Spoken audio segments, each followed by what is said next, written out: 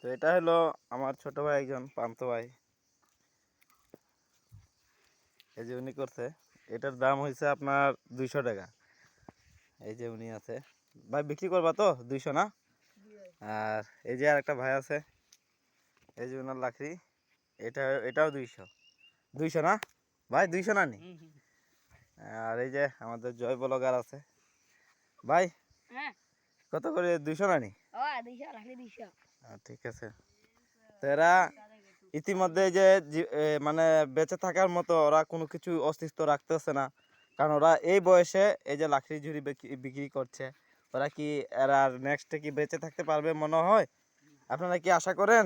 না না, এদের হালচাল দেখেন। এই যে এই ছেলেটা এখন মানে কোথায় থাকার কথা? ছেলেটা লাকড়ি বেচে। এই ছেলেটা কোথায় থাকার কথা? এই ছেলেটা লাকড়ি বেচে। এই যে একটা ছেলে, উনি তো এক্সপার্ট। এই যে